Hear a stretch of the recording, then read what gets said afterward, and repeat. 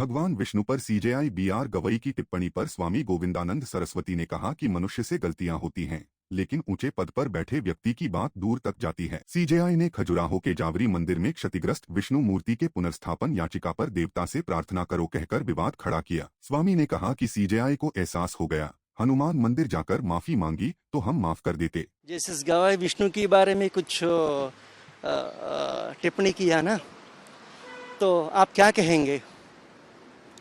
जिस जगह में हमें खड़े हैं, जो हनुमान जी हैं साक्षात, तो हमको भी पता चला कि आज सुबह हमारा सुप्रीम कोर्ट का मुख्य न्यायाधीश जस्टिस गवाई यहाँ आकर हनुमान जी को दर्शन करके पूजा पाठन करके शंकर भगवान को दर्शन करके पूजा पाठन करके गया।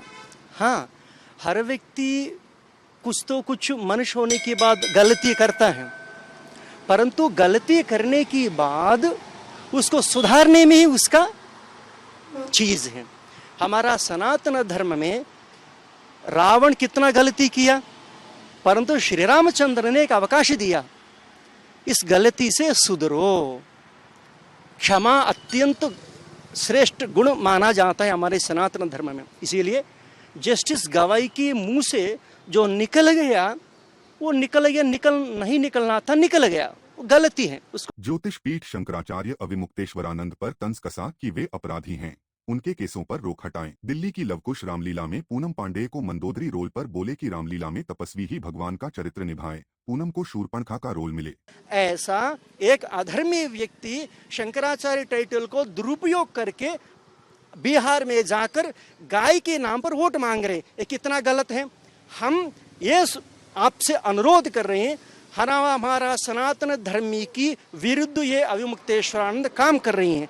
देश विद्रोही शक्तियों की साथ मिलकर अविमुक्तेश्वरानंद काम कर रहे हैं। सारी पूरा बिहार में जनता लोग उसके पास जाकर पूछे। हम हमारा जस्टिस गवाई को अनुरोध कर रहे हैं, आप तो दिल्ली में ही, हमको भी पता चला आज सुबह आप इस मंदिर में आकर पूजा पाठ करके गया।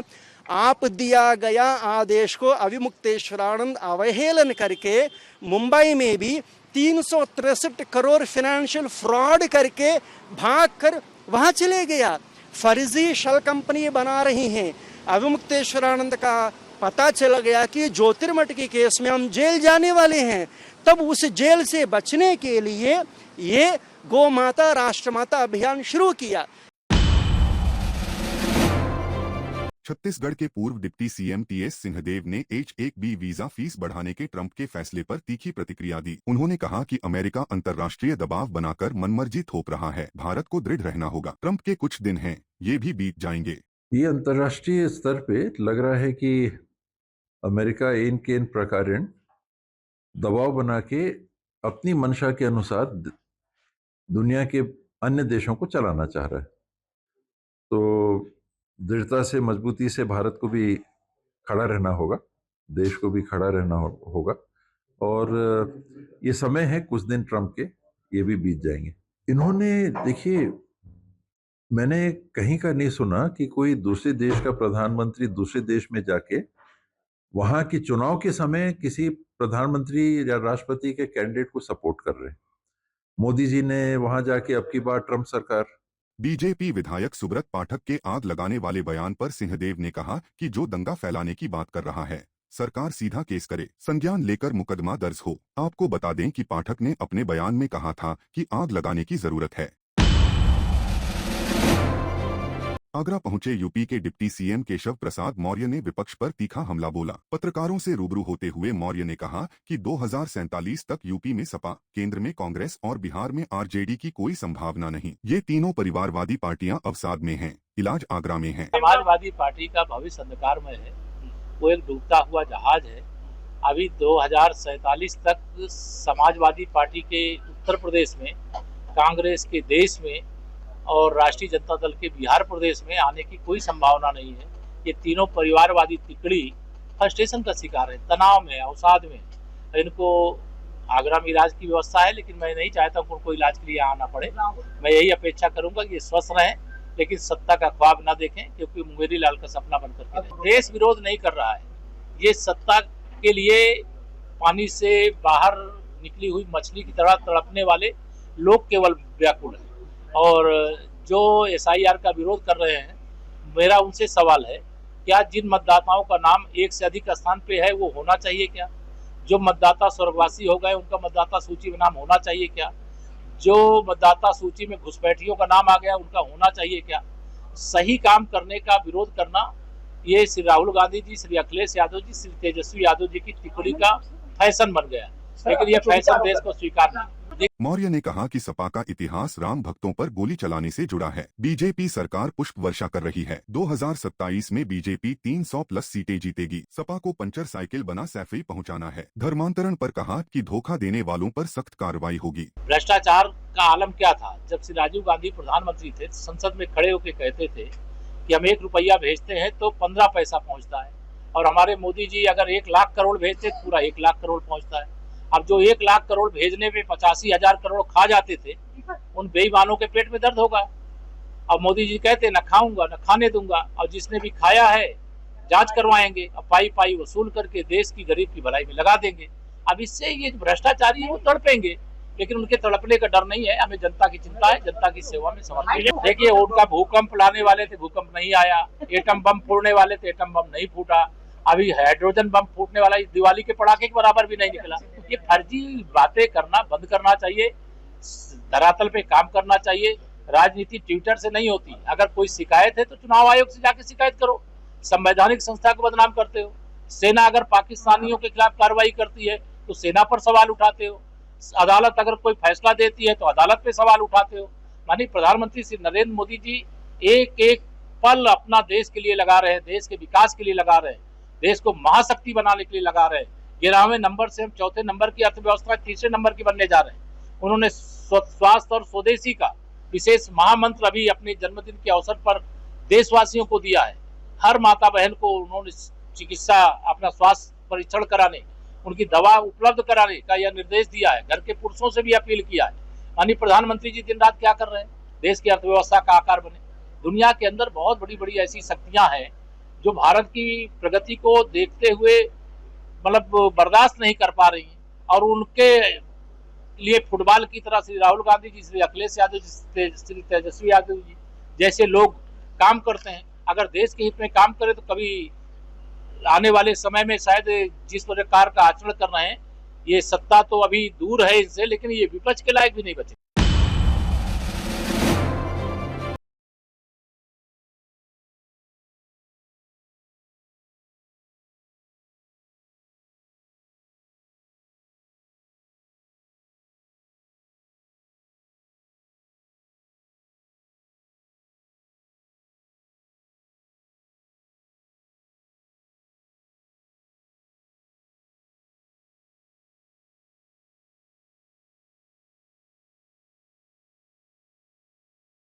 प्रतिवर्ष $1 लाख हमारे उन बच्चों को या उन जिन कंपनियों में वो काम करते हैं उनको देने पड़ेंगे।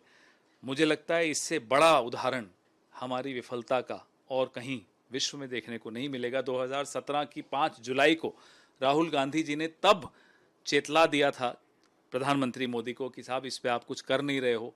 ट्रंप का वो पहला टर्म था, तब भी H1B वीज़ा का मुद्दा बना था। आज 8 साल बाद वो बात फिर साबित हुई और नरेंद्र मोदी एक बहुत कमज़ोर प्रधानमंत्री साबित हो। इसका सबसे बड़ा फायदा तो ये है, इससे मोदी जी पे कोई असर नहीं पड़ता। वो अभी भी जा सकते हैं वहाँ पे, क्योंकि वो H1B वीज़ा पे नहीं जाते। कई सारे भारतीय जनता पार्टी के लोग सदमे में, अरे अब मोदी जी कैसे जाएंगे? नहीं, मोदी जी अभी भी जा सकते हैं, क्योंकि उनको H1B वीज़ा की जरूरत नहीं, क्योंकि वो वहाँ पे काम नहीं करते। वो क्या करते हैं, मैं ये नहीं कह रहा कि वो छुट्टियों में जाते हैं वहाँ पे, मगर वो वहाँ पे काम नहीं करते। तो जो इसका फ़र्क पड़ेगा वो उन लोगों को पड़ेगा जो doctor, engineer, scientist, researchers, management consultants जो अमेरिका में जाके नौकरी करते थे। अब उन सब को ट्रंप जो है वापस हिंदुस्तान भेजेंगे, और उसमें बहुत सारे लोग भारतीय जनता पार्टी के बहुत पक्के वाले समर्थक हैं। वो बेचारे वहाँ पे बैठ के दुखी होते रहते थे, देखो साहब यहाँ अमृतकाल आ गया, हम अमेरिका में पड़े हैं। अब वो अमृतकाल को खुद साक्षात भोग सकेंगे। तो ये भारतीय जनता पार्टी के लिए अच्छी खबर है। ट्रम्प साहब को अपना इलाज कराना चाहिए, साइकेट्रिस्ट से मिलना चाहिए। भारत के पीछा पड़ने से हमारा जो भी होगा नुकसान वो तो हम रिकवर कर ही लेंगे, लेकिन अमेरिका को कम नुकसान नहीं होगा इससे। ये बाइपोलर दुनिया की तरफ जा रही है, और बाइपोलर दुनिया अगर हो गई तो वर्ल्ड वार बहुत जल्दी हो जाएगी, और वर्ल्ड वार हुई तो हम नॉन अलाइंड रहे हैं और हम रहेंगे। ट्रम्प अननेसेसरी हमें हर चीज़ में इन्वॉल्व कर रहा है। हमने ऐसा क्या बिगाड़ा था इनका? हमारे प्रधानमंत्री जी ने तो अब की बार ट्रम्प सरकार के नारे भी लगाए थे। ये इतने नाराज क्यों हैं? तो कुछ समझ में बात नहीं आती कि आखिर हमारी जो फॉरेन पॉलिसी है, विदेश नीति बिल्कुल ही फ्लॉप हो गई।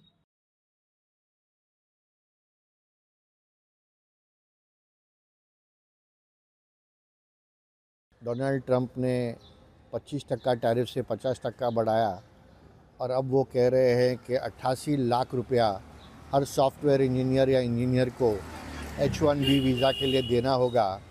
अगर कोई भी भारतीय इंजीनियर 88 लाख रुपया सालाना देता है अमेरिकन गवर्नमेंट को, तो वहाँ पर क्या काम करेगा, क्या कमाएगा, क्या बचाएगा और कैसे अपना परिवार चलाएगा? इसके लिए ये बहुत ही गलत कदम है, और भारत के इंजीनियर्स को बड़ी नुकसान होगी, भारतीय की IT कंपनीज़ को बड़ी नुकसान होगी, और भारत को नए मार्केट ढूंढने होंगे।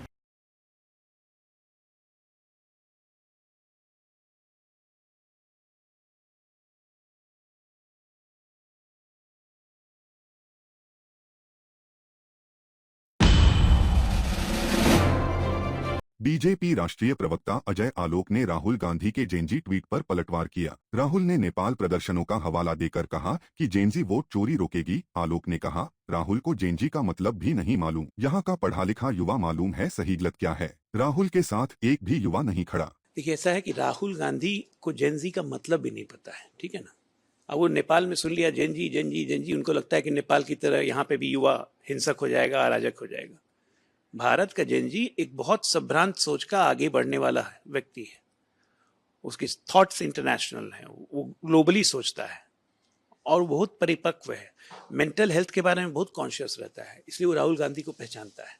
तो राहुल गांधी को पहले शब्दों का मतलब समझना चाहिए। देखिए, ऐसा है ना कि राहुल गांधी को दिमाग में बैठा हुआ है कॉलोनियल सोच। वो सोच ही नहीं सकते हैं कि देश का युवा देश में ही अच्छा काम कर सकता है। बैंगलोर, हैदराबाद जैसी 10 साइबर सिटी हम इस देश में ही बसा सकते हैं। H1B वीजा मामले में राहुल की टिप्पणी पर बोले कि राहुल की औपनिवेशिक सोच है, वे सोच नहीं सकते कि भारतीय युवा देश में काम कर सकता है। बेंगलुरु, हैदराबाद जैसी 10 साइबर सिटी बनाएंगे। आज ही जबकि प्रधानमंत्री ने कहा कि सब समस्याओं का जड़ है कि हम दूसरों पर निर्भर हैं, हमारी आत्मनिर्भरता बढ़नी चाहिए, हमारी सारी समस्याएं दूर होंगी।